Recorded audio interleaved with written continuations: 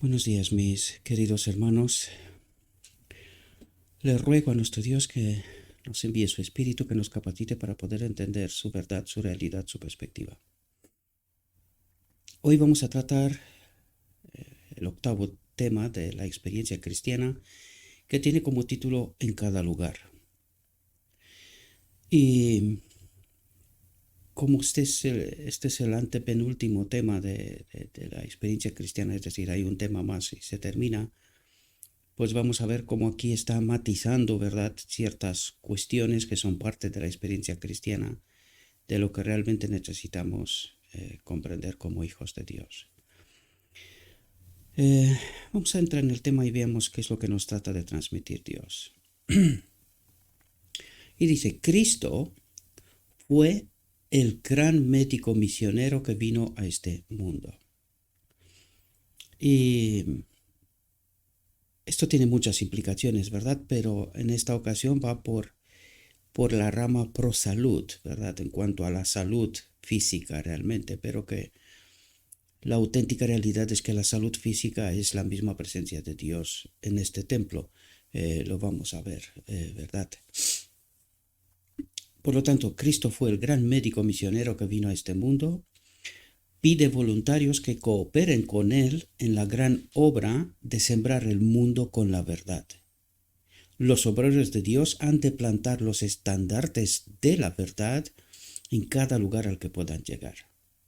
Aquí hay una cuestión que yo, incluso preparando este tema, pero hace tiempo que ya os lo planteé, ¿verdad? ¿Cómo llegará este pueblo a plantar la verdad, al menos en cuanto al tema de la reforma pro salud, después de haber pedido a su pueblo que se ponga la medicina, ¿verdad?, que el mundo proclamó, ¿verdad? Yo personalmente no lo veo factible. Y os lo digo porque esta semana el diablo quiso destruir a mi familia en realidad, ¿no? Hemos pasado por una situación bastante compleja de salud y todavía se me nota en la voz, supongo.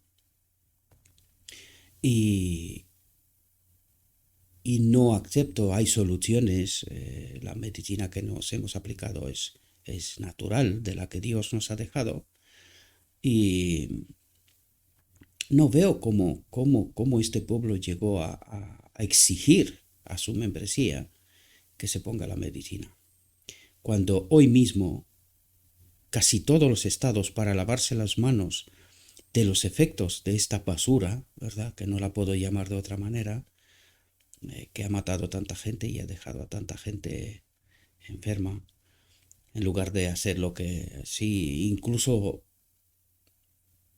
se ve claramente el engaño en cual hemos sido sumidos, ¿verdad? No lo sé cómo vamos a poder presentarle al mundo lo que hasta este momento le habíamos presentado, ¿verdad?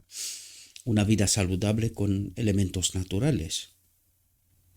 Difícil lo veo, ¿verdad? Dice, el mundo necesita ser restaurado. Ahora bien, no se dejen engañar. No está hablando de este mundo, sino que este mundo recuperado en el reino de Dios ha de ser restaurado. Hace referencia a esto, piensen en el día de la expiación. No se equivoquen en los términos, ¿verdad? Por lo tanto, lo que trata de decirnos es que necesitamos hacer una operación de rescate de este mundo al reino de Dios. Dice, y hace maldad y en el más grande de los peligros, debiera ser ampliada y extendida la obra de Dios para los que están sin Cristo. Dios exhorta a su pueblo a que trabaje diligentemente para Él, de modo que se difunda ampliamente la virtud del cristianismo. Y es justo lo que estaba hablando antes, y de esto nos va a hablar de la reforma pro salud en realidad. ¿Cómo difundimos nosotros ampliamente la virtud del cristianismo promoviendo otras cosas, verdad? Dice, ha de ensancharse su reino. ¿Os dais cuenta de lo que está hablando? De rescatar de este mundo a todos los que se pueden, porque ha de ensancharse su reino, ¿verdad? El reino de Dios. Han de levantarse monumentos conmemorativos de Dios en Norteamérica y en los países extranjeros. En estos monumentos conmemorativos habrá iglesias, centros de salud, ¿verdad? Todo lo que podemos hacer para que la gente, para que difundamos en realidad la virtud del cristianismo, una vida saludable, natural, una fe, ¿verdad? Pura. Y fijaos, entra en el tema, ¿verdad?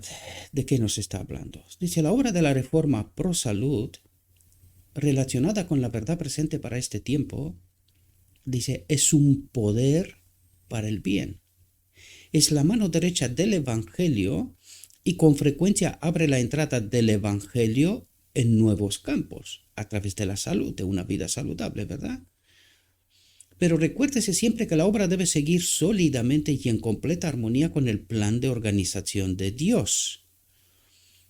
Y me temo muy mucho que es justamente lo que no hicimos, ¿verdad? Han de organizarse iglesias y en ningún caso deben divorciarse esas iglesias de la obra médico-misionera. Ni tampoco la obra médico-misionera ha de divorciarse del ministerio evangélico. Cuando se hace esto, ambas son unilaterales. Ninguna es un todo completo. La obra para este tiempo debe ser considerada por el cristiano como la obra más importante que se puede hacer, ¿verdad? La obra para este tiempo, dice, debe ser considerada por el cristiano como la obra más importante que se puede hacer. Se trata de cultivar la viña del Señor. Y nosotros acabamos de tirarnos una bala en el pie, ¿verdad? En esa viña cada hombre tiene un destino y un lugar que el Señor le ha asignado. Y el éxito de cada uno depende de su relación individual con aquel que es la cabeza divina, Cristo, ¿verdad? La gracia y el amor de nuestro Señor Jesucristo y su tierna relación con su iglesia en la tierra se han de revelar por el crecimiento de su obra y la evangelización de la gente en muchos lugares. Los principios celestiales de verdad y justicia, y esto es muy importante porque lo que está diciendo aquí, dice los principios celestiales. Nosotros deberíamos de experimentar el reino de Dios aquí. Pero es que nosotros, y venimos hablando de esto, ¿verdad? Hay cosas que nosotros traemos de este mundo y se las aplicamos a la iglesia, al reino de Dios.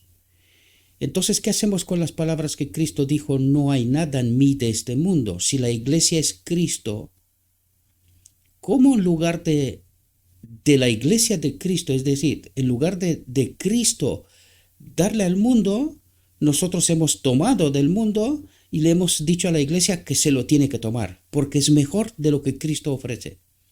Por eso digo yo que nos hemos tirado una bala en el pie y a ver qué evangelio vamos a predicar nosotros ahora a la gente.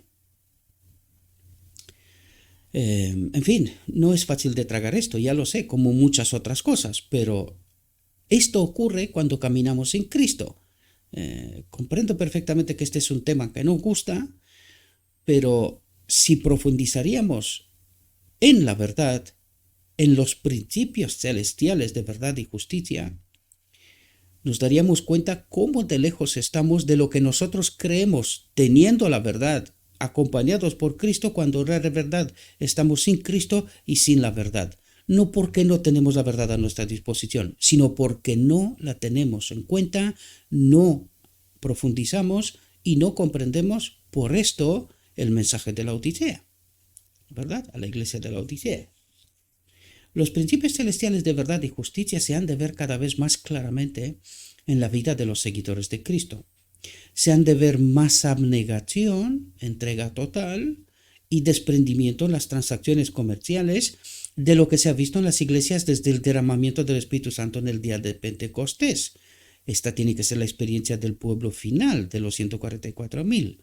Ni un vestigio de la influencia de los egoístas monopolios mundanos ha de hacer la más mínima impresión. Pero es que nosotros hemos convertido a la misma iglesia en un monopolio mundano, porque se rige bajo el mismo patrón de los monopolios del mundo. Por eso nos dijo la sierva, nueva institución y nueva filosofía, ¿verdad? Una nueva teología, y que no es la que Cristo nos trajo, ¿verdad? Por esto, en lugar de que Cristo promueve sus principios celestiales de verdad y justicia en el mundo, nosotros hemos tomado del mundo y hemos traído en la iglesia diciendo, no, esto es progresión, cuando en realidad es regresión. Hemos convertido a la misma iglesia en una corporación con los mismos principios de los monopolios egoístas. Los mismos principios. Por eso vemos en cada escalón, y me estoy metiendo en otro tema, pero es lo que nos está tratando de explicar, ¿verdad? Hemos sometido al mundo por esto es muy difícil que hoy alguien se atreva a levantar la voz ante la injusticia, ante lo incorrecto, y todo el mundo trata de ser políticamente correcto.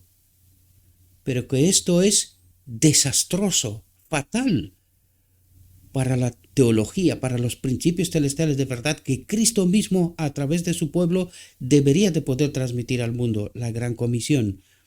Nosotros, en este caminar sin Cristo, nos hemos alejado tanto que hoy damos por hecho de lo que estamos haciendo es la voluntad de Dios, cuando en realidad, y por los frutos los conocerás, la realidad es bien distinta, es otra, ¿verdad? Desgraciadamente, no me da ninguna alegría decir lo que estoy diciendo, pero los 144,000 han de ser despiertos y alguien tiene que dar la voz de alarma, ¿verdad?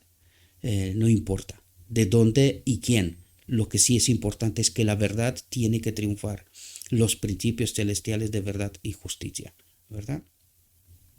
Ni un vestigio de la influencia de los egoístas monopolios mundanos ha de hacer la más mínima impresión en los que están velando, trabajando y orando por la segunda venida de nuestro Señor y Salvador Jesucristo en las nubes del cielo con poder y gran gloria. Como lo he dicho antes, nosotros hemos convertido la misma iglesia en una gran corporación, en una empresa. Y los que no saben es porque la ignorancia es grande, está claro, y alguien trata de esconder todas esas realidades. Pero la profunda realidad es que es una corporación, la iglesia, ¿verdad? Por muchas razones, ¿verdad? Porque siempre encontramos razones políticamente correctas, pero la auténtica realidad es que nos hemos alejado tanto de Dios que somos ciegos, desnudos. No nos damos cuenta de lo que hicimos. Y encima llamamos progresión a lo que realmente es una regresión. Vuelvo a reiterar, por los frutos los conocerás, ¿verdad? Y cada vez más estos frutos, tal como están profetizados, se verán, ¿verdad? Culminando con pedir a la feligresía que guarden incluso el domingo, ¿verdad? Y esto ocurrirá pronto, porque no queda mucho tiempo. Todo lo que está ocurriendo en el mundo nos está diciendo que estamos tan cerca del final que casi tenemos que estar con la mirada puesta en el cielo, porque Cristo está por venir. Esto no hay quien lo aguante más, ¿verdad? Dice, en conjunto, no estamos listos para el aparecimiento del Señor. Y esta es la realidad. Yo no sé cómo, pero estos textos están escritos hace tantísimo tiempo, y si los aplicas como una radiografía a la realidad de hoy, no sé cómo, pero siempre encaja. No sé cómo me entendéis, ¿verdad? Es profecía, queridos. O sea, nos está revelando realidad que nosotros nos negamos a verla. Y por eso dice, en conjunto, el cuadro global, no estamos listos para el aparecimiento del Señor. ¿Por qué? Porque lo hicimos todo mal. Hemos obrado para este mundo, no para el reino de Dios. Esta es la profunda realidad, mientras nosotros creemos precisamente lo contrario, ¿no? Si cerráramos las ventanas del alma hacia la tierra, lo que estás diciendo, ¿verdad? Si cerráramos las ventanas del alma hacia la tierra y las abriéramos hacia el cielo, cada institución establecida sería una luz brillante y resplandeciente en el mundo. ¿Qué quiere decir? Que estamos mirando para aquí, a la economía, a otros tipos de perspectivas que son mundanas, y hemos cerrado las ventanas hacia el cielo. Nosotros no preparamos gente para el cielo, sino nosotros hacemos negocios. Eso es lo que está diciendo, en realidad. Ya sé que esto no gusta, que un bárbaro se ponga a decir alto y claro lo que está diciendo, pero lo que está diciendo es precisamente esto, ¿verdad?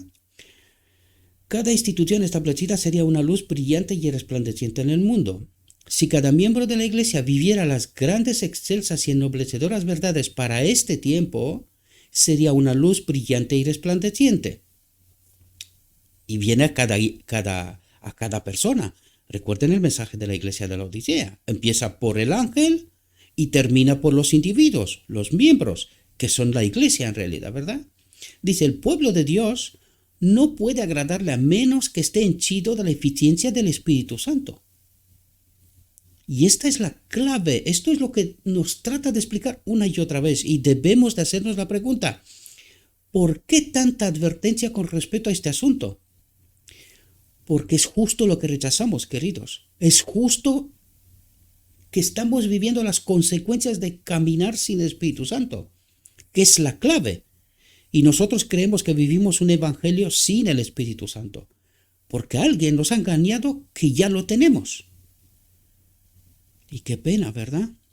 Tan pura y leal ha de ser la relación mutua de sus miembros, que por sus palabras, sus inclinaciones, sus atributos, muestren que son uno con Cristo. Y si esto fuera una realidad, se tendría que ver.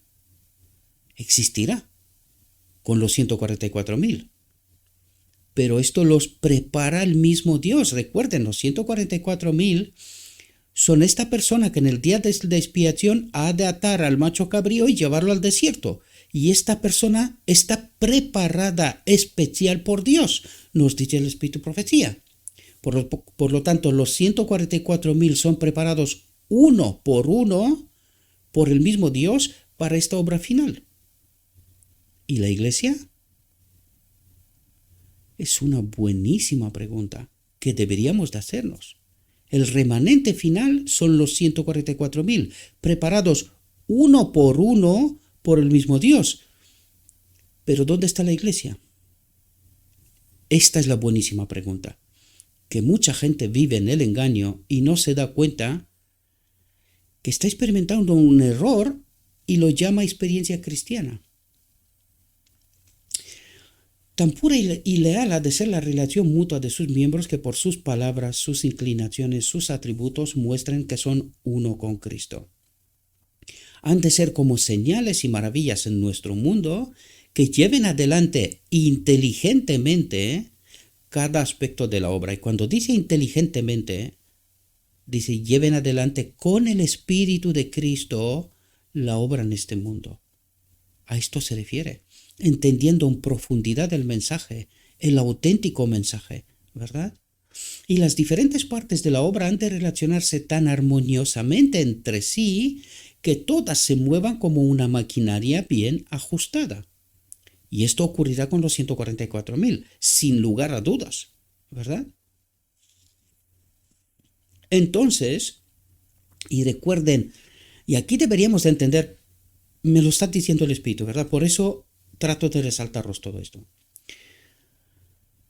Si los 144,000 son este pueblo que son guiados por Cristo mismo, que son como una iglesia, que son como una maquinaria bien ajustada, ¿esto qué nos está diciendo, mis queridos hermanos? ¿Cómo está organizada la verdadera iglesia de Cristo? ¿Quién guía esta iglesia, estos 144,000? Porque este remanente final es una iglesia que es de toda la tierra. ¿Quién guía a esta iglesia? Cuando profundicéis todo lo profundo posible en este asunto, entonces entenderéis quién es la iglesia que nosotros percibimos como la iglesia, y quién la ha organizado y quién la guía. Y yo lo sé que el Espíritu de Profecía nos habla de esto. Pero el día que comprenderéis el Espíritu de Profecía como en un cuadro completo, os vais a dar cuenta del error cometido en los 63-65. Dios nunca nos dijo que nos organicemos de este modo, tampoco lo ha impedido, tampoco. Es más, podemos ver cuántos mensajes hay en contra del ángel de la iglesia. Y cuando entiendes cómo guía Dios Cristo mismo a los 144,000 en esta obra final, entenderéis el principio que nosotros rechazamos en 1888. Porque cuando Jones y Waggoner dijeron claramente que nosotros hemos de estar guiados individualmente como un cuerpo, guiados por el Espíritu, por eso habla de unidad en el Espíritu. Porque cuando todos tenemos el Espíritu Santo, estamos unidos en el Espíritu, entonces es como las células que al mismo orden del cerebro actúan en el cuerpo, ¿verdad? Pues esta es la iglesia auténtica, esta es la iglesia de Cristo. Es así como Cristo guía a su pueblo, por fe y no por la carne.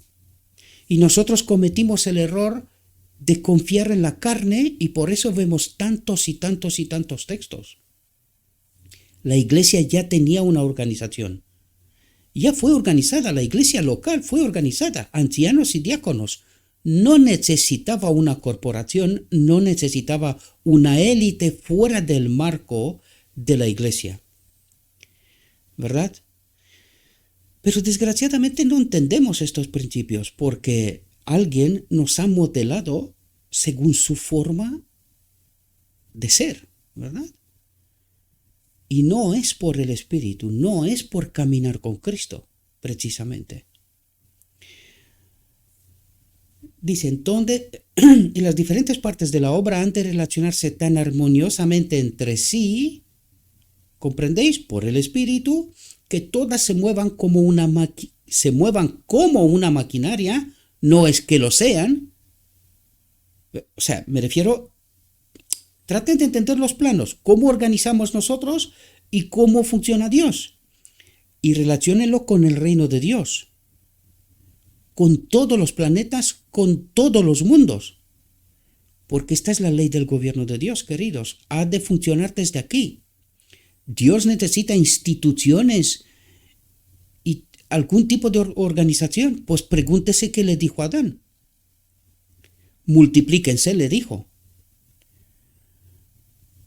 ¿Qué necesitaban? Las instituciones fundamentales que Adán necesitaba ya fueron creadas en Edén, en el mismo Edén. La familia es el fundamento del reino. La familia. Y en esta familia, 2 o 3 están juntos, Dios está con ellos. Ahí estaba la iglesia también. Cuando funda la iglesia, la familia funda la iglesia y coloca el séptimo día como fundamento, el punto de encuentro, el trato, el contrato eterno de convivencia, confianza mutua unos en otros. ¿Verdad? Esto es lo que tiene que resultar de todo lo que creó Dios en esta tierra. Y cuando entiendes los principios y los fundamentos de cómo funciona el reino de Dios, te das cuenta de lo que hicimos nosotros. Cómo nos apartamos de Dios creyendo que hemos hecho bien. Y esto lo vemos también en las instituciones judías.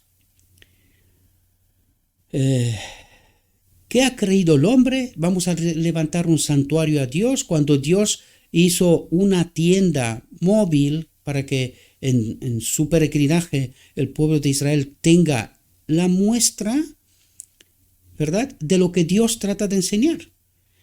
Pero nosotros dijimos, no, vamos a levantar un santuario todo glorioso. ¿Dónde?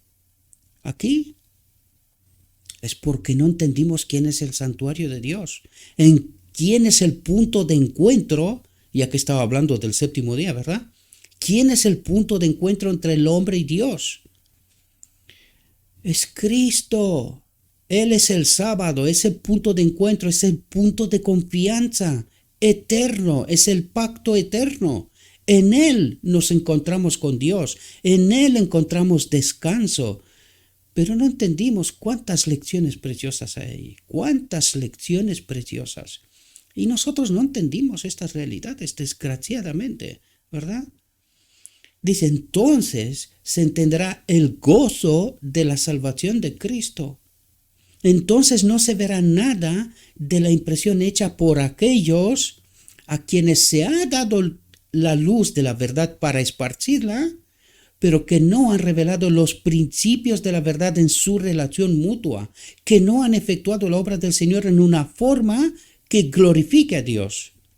Y nosotros, sin saber, porque no digo que lo estamos haciendo con intención, sí es intención cuando averiguamos la verdad y no cambiamos nada. Por eso en el mensaje de la Odisea dice, arrepiéntete, porque te has salido del marco de mis principios, de lo que yo te enseñé. Por eso nos dice, entonces no se verá nada de la impresión hecha por aquellos cuales que se han apartado de los principios de la verdad, a quienes se ha dado luz de la verdad para esparcirla, pero que no le han hecho caso, dice, pero que no se han revelado los principios de la verdad en su relación mutua con Cristo, ¿verdad? Que no han efectuado la obra del Señor en una forma que glorifique a Dios.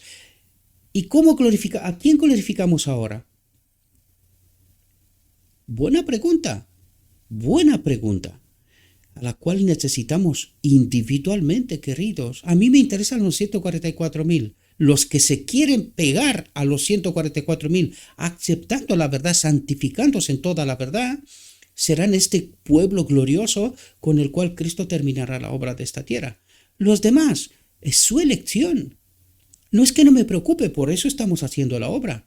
Pero si no queremos entender los principios del reino de Dios, nos quedaremos aquí, queridos, porque estamos glorificando al enemigo de Dios sin siquiera saberlo, creyendo hacer la obra de Cristo. Lo mismo que los judíos en la venida de Cristo. ¿Rechazando a quién? Al príncipe de paz. Aquel en quien podían descansar, en quien podían encontrarse de nuevo con el Padre, con Dios, ¿verdad?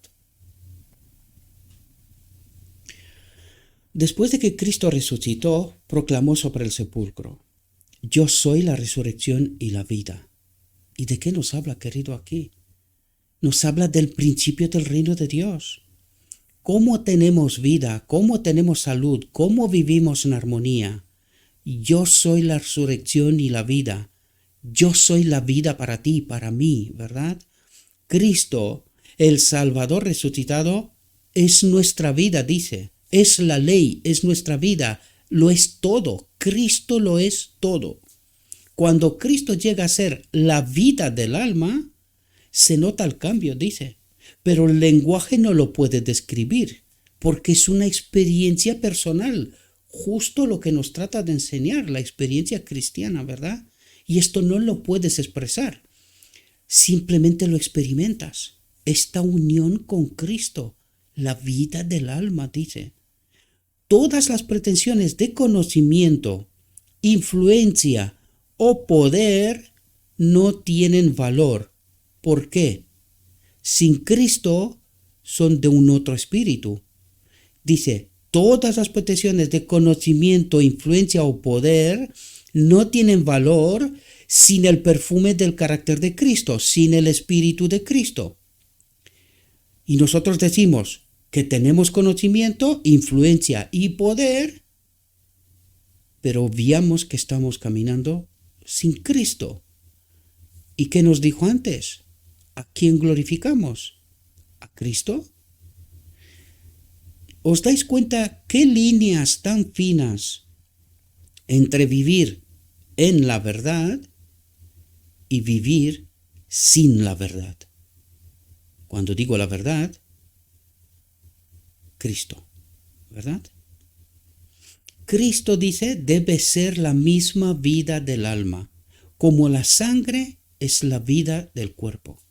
Ese elemento, Cristo es este principio que revitaliza todo el cuerpo, que trae vitaminas, nutrientes a cada célula del cuerpo, ¿verdad?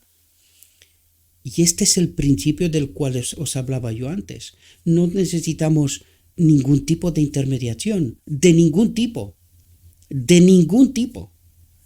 Cristo es la vida del alma. Él es la iglesia. Él guía en esta experiencia que decía, Cuando Cristo llega a ser la vida del alma, dice, se nota el cambio. ¿Quién dirige la iglesia? ¿Quién guía esta iglesia, esta alma? Pero el lenguaje no lo puede describir. Y nosotros sustituimos esto, lo mismo que Israel, queremos un rey como todos los demás. Nosotros también querríamos una institución, una élite que nos gobierne. ¿Y quién dejó de gobernar? Cristo mismo. Lo vemos en la historia de Israel, pero no lo entendemos en nuestra realidad, desgraciadamente, ¿verdad? Cristo debe ser la misma vida del alma, como la sangre es la vida del cuerpo. Y nosotros, creyendo, teniendo pretensiones de conocimiento, influencia y poder, no nos damos cuenta que estamos caminando sin sangre, sin nutrientes, ¿verdad? Dice, limpiados de todo egoísmo. Los que están relacionados con el servicio de Dios deben estar purificados de toda hebra de egoísmo. De toda hebra de egoísmo. Entonces aquí debe haber una pregunta clave fundamental. Los ministros que Dios tiene y envía y escoge, ¿esperan algo a cambio por ministrar para Dios? ¿Esperan algo a cambio? Por eso nosotros hemos pervertido esta realidad. Yo he preguntado a muchos pastores, oye, ¿cuándo empezó a implementarse que a los ministros ha de pagarse un sueldo? ¿Cuándo se empezó a implementar esto? Y muchos no saben, y si alguno sabe no se atreve a contestar. Porque nosotros damos por hecho que la ayuda que se le prestaba a los ministros para poder hacer, porque ellos también tienen familias, ¿verdad? Pues la iglesia ayudaba a los ministros en sus labores, pero era ayuda, no una paga. ¿Qué hicimos nosotros? Pues hemos pervertido esta realidad. ¿Y qué esperan nuestros ministros a cambio de su obra? Yo diría hoy, córtales las nóminas. A ver cuántos se quedan. A ver cuántos predican la palabra por fe. Por fe, no por otra cosa. Alguno diría, esto es maldad. No. Esto es volver a los principios que Dios puso. ¿Pablo ministró por un sueldo? Recuerden las palabras de Pablo. La alegría de declarar que él no esperó que nadie le pague nada, sino que él con sus manos se mantuvo al mismo tiempo que hizo la obra que hizo. Y vaya que no fue poca. ¿Verdad? No es maldad, queridos. Es volver a la voluntad de Dios. Por eso nos dice aquí, los que están relacionados con el servicio de Dios deben estar purificados. Ni un solo pensamiento tiene que haber en este sentido, de toda hebra de egoísmo. Desde toda perspectiva, yo os presenté una, que más duele. Pero desde toda perspectiva, queridos, no podemos esperar nada a cambio más de lo que dijo Cristo. Si vamos a sufrir, pero si estamos rodeados del enemigo, os acabo de decir que esta semana el enemigo trató de destruir mi familia. ¿Verdad? No quiero entrar en detalles porque hay quien especula estas cosas. ¿Qué queremos esperar por predicar la palabra de Dios? ¿Y cuántas experiencias podía contar yo por predicar la palabra de Dios? No por otra cosa. Y no me quejo, soy alegre.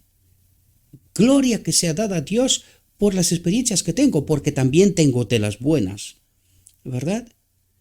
Pero el enemigo, ¿qué creéis? ¿Que está de manos cruzados? De ningún modo, queridos. Todos aquellos que están en esta obra serán probados, y bien probados, ¿verdad? Y todo ha de ser por fe.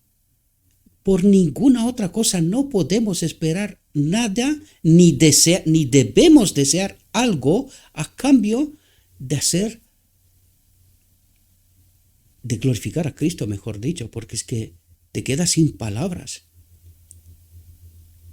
¿Hay algo que es mío? No hay nada. La misma vida que tengo es de Cristo. Por lo tanto, ¿qué puede esperar un muerto? Nada. Porque todo es de Cristo. Por lo tanto, ¿cómo voy a pretender que me devuelva algo cuando estoy muerto? Agradecido debo estar que vivo. Gracias a Cristo, ¿verdad?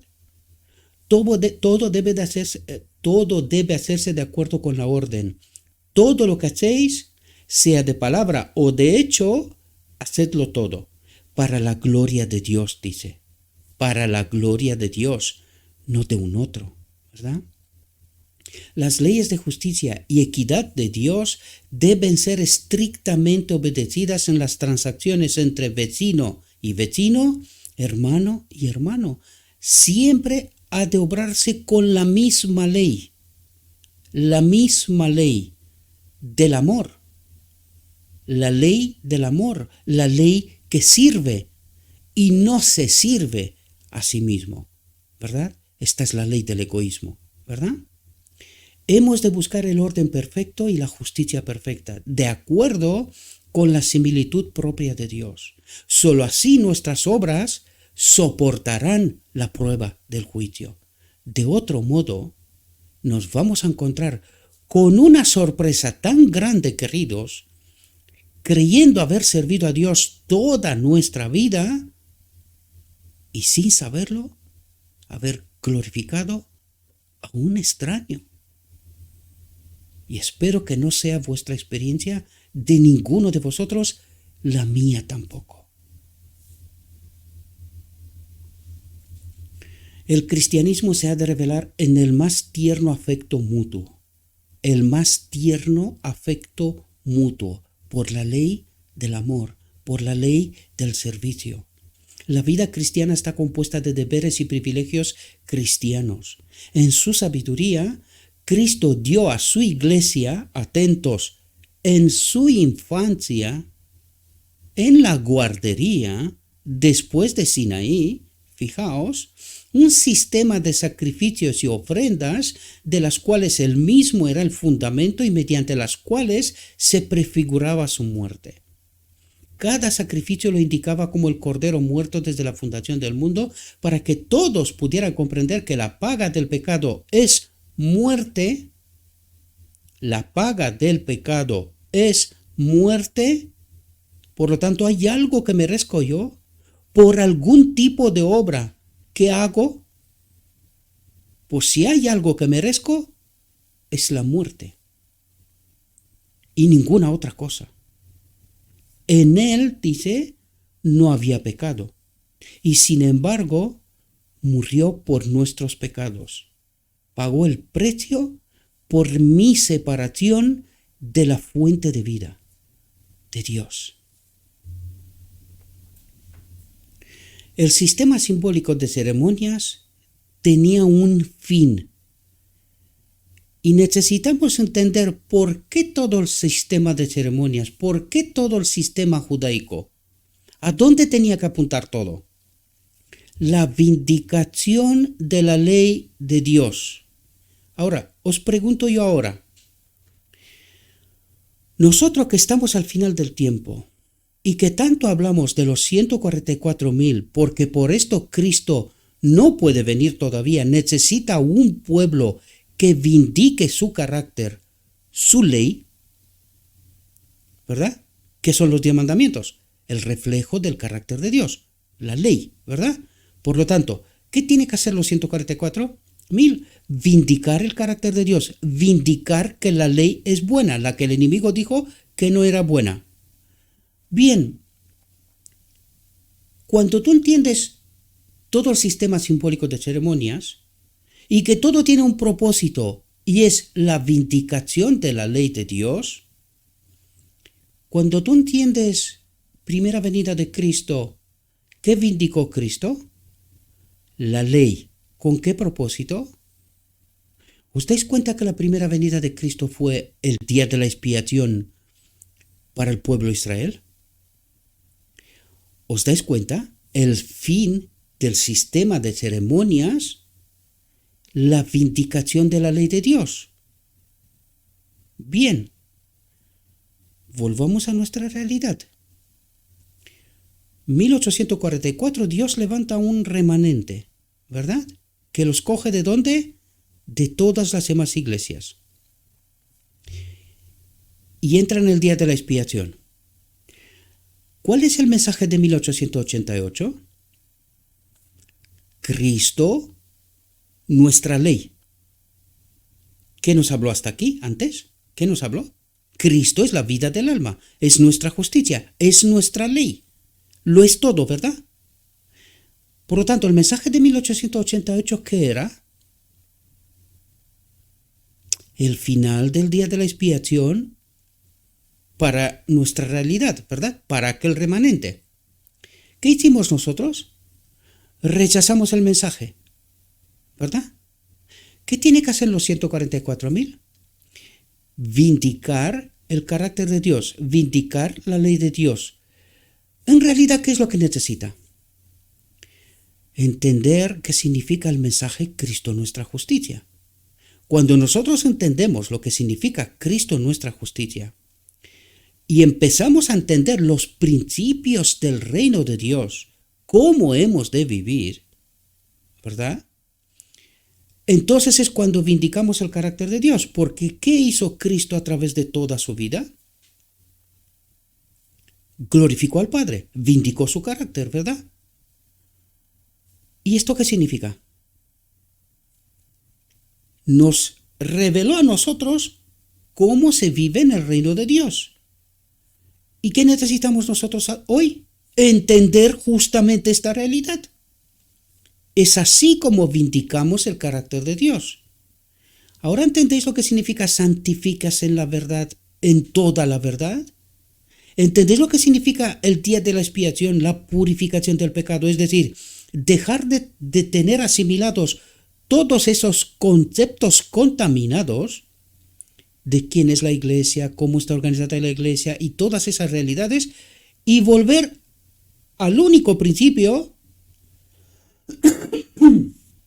que esta iglesia rechazó en 1888, porque dijeron, un momento, que nosotros tenemos una iglesia organizada. ¿Cómo que esta iglesia tiene que ser dirigida y guiada solo por el Espíritu Santo? No puede ser, se nos va a perder la iglesia. ¿Qué nos dijo el texto antes? ¿Quién es la vida del alma? ¿Cómo guía Dios a los 144.000? ¿Entendéis de lo que trata de hablarnos, mis queridos hermanos? ¿Cómo experimentarán y qué experiencia tendrían los 144.000 entendiendo los principios del reino de Dios? Y no estar atados a estos principios contaminados. Se nos dijeron, se va a hacer una nueva institución, que no se haga un manual de iglesia, que no se haga, en fin, un montón de cosas, que nosotros las cumplimos todas, es decir, hicimos todo lo que Dios dijo que no hagamos. Hemos dado paso tras paso en la oscuridad. Por eso Dios necesita 144.000 que se purifiquen, que salgan de estos conceptos contaminados. Y esto necesitamos comprender nosotros, mis queridos hermanos. De esto trata de hablarnos Dios. Y la grandísima mayoría rechaza entender esta realidad, creyendo que lo que tienen es lo que necesitan. Y no se dan cuenta del engaño maestro del enemigo, ¿verdad? Para que todos los que creen en Cristo pudieran llegar a la organización de la Iglesia de Cristo, a la unidad de la fe y del conocimiento del Hijo de Dios. ¿Qué dijimos y qué decimos una y otra vez que significa conocer a Dios, al Hijo de Dios, a Cristo? Estar unidos a Él, a su Espíritu. Pero debido a la doctrina de la Trinidad, esto es imposible, porque nosotros creemos que el Espíritu de Cristo es otra cosa. Y nunca se ha encargado el enemigo de que nunca estemos unidos a Cristo, porque estamos bajo engaño y Dios no obra injusticia. Por eso se necesitan los 144,000 purificados de todos estos engaños. A la unidad de la fe y del conocimiento del Hijo de Dios, a un varón perfecto, a la medida de la estatura de la plenitud de Cristo. Es decir, estos 144,000 estarán guiados por el Espíritu y serán parte de la verdadera y única iglesia que es Cristo mismo. Llegarán a la estatura de la plenitud de entendimiento en Cristo, porque el enemigo nos dirigió la atención hacia el pecado y nos dio otros entendimientos sin comprender que pecado es estar separados de Dios, y al estar separados de Dios no comprendemos la verdad. Por eso nos dice aquí, a la unidad de la fe y del conocimiento, de estar unidos al Hijo de Dios, a la naturaleza divina de Cristo, de la cual se despoja y me la da a mí para que tenga vida en el alma, ¿verdad? Pues a eso necesitamos entender esta plenitud de entendimiento que Cristo nos revela a través del Evangelio. Es el camino, la verdad y la vida. Él mismo en este templo. En la obra cristiana hay amplio lugar para la actividad de todos los dones que Dios ha dado. Todos se han de unir para realizar los requerimientos de Dios. Todos se han de unir para salir del engaño en el Espíritu, para realizar los requerimientos de Dios, revelando en cada paso aquella fe que obra por el amor, por el Espíritu, y purifica el alma de todo engaño, de toda mentira. ¿Verdad? Cristo ha de recibir supremo amor de parte de los seres que ha creado, y requiere que el hombre fomente una consideración sagrada por sus prójimos. Cada alma salvada lo será por el amor que comienza con Dios, con su misma presencia en este templo. Es Él que se ofrece primero, y luego yo solo tengo que responder a esta influencia. La verdadera conversión, dice, es un cambio del egoísmo, la ley de este mundo, al amor santificado para Dios y al amor mutuo entre los hombres. Harán una reforma completa los adventistas del séptimo día. Atentos lo que dice, Harán una reforma completa, dice, total. Los adventistas del séptimo día, para que sus almas manchadas por el pecado, por la separación de Dios, véase 1888, puedan ser limpiadas de la lepra del egoísmo. ¿Qué espíritu tienen? ¿Qué espíritu tenemos? ¿Comprendéis de lo que nos está hablando?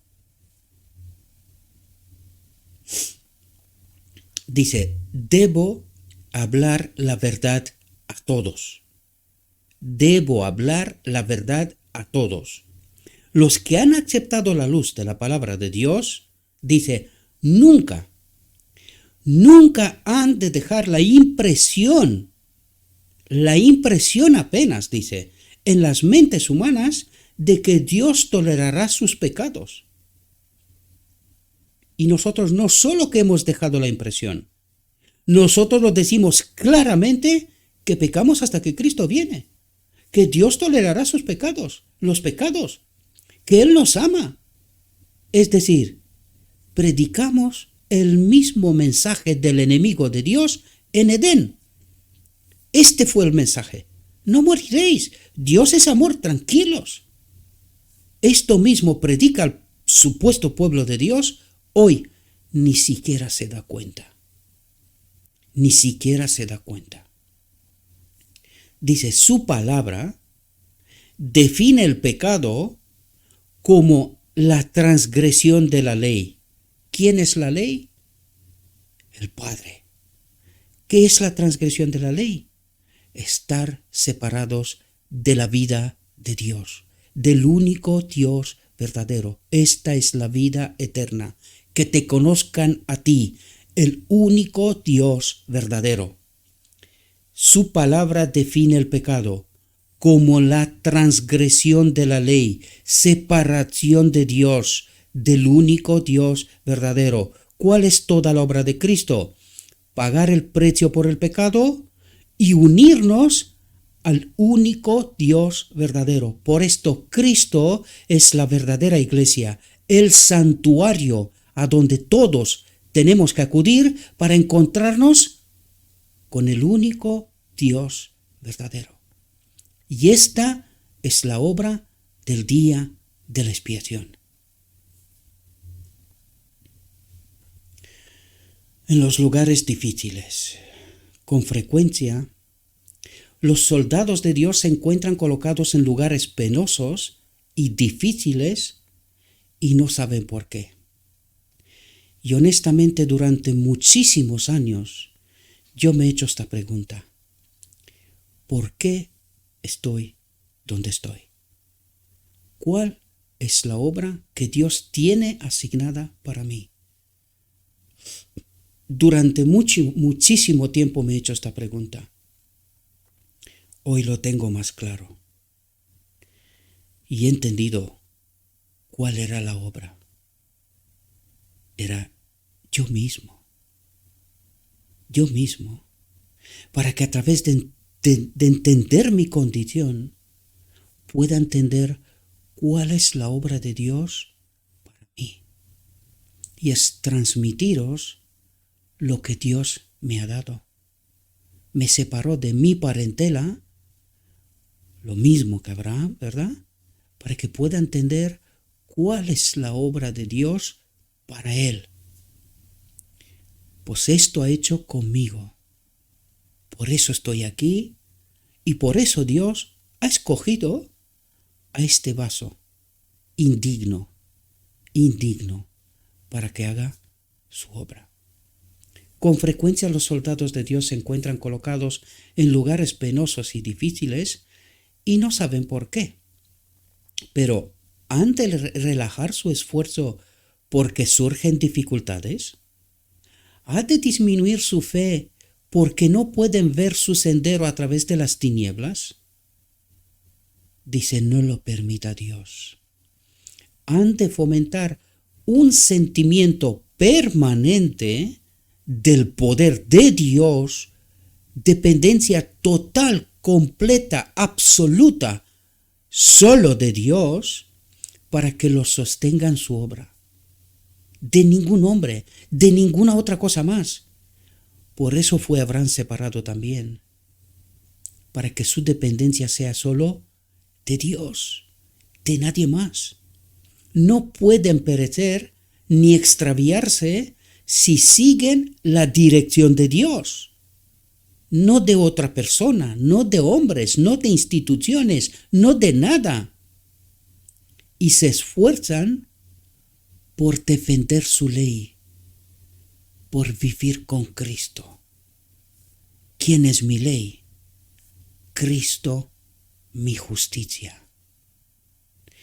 Espero, mis queridos hermanos, que esta reflexión os ayude tanto como me ha ayudado a mí.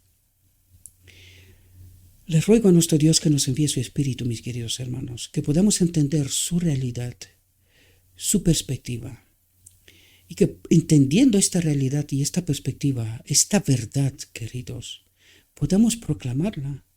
Dios necesita a los 144,000 hombres valientes que no se vendan ni se compren, que puedan proclamar la verdad de Dios aunque les cueste la vida. Esto es lo que Dios necesita, hombres y mujeres valientes, que defiendan su ley a Cristo. Y este es mi deseo para cada uno y cada una de vosotros. Le ruego a nuestro Dios que nos envíe su Espíritu, que nos capacite y que nos ayude a hacer la mejor elección de nuestra vida. Os deseo, mis queridos hermanos, que tengáis un próspero día y en todo lo que os he dicho, os lo he dicho en nombre de Cristo Jesús.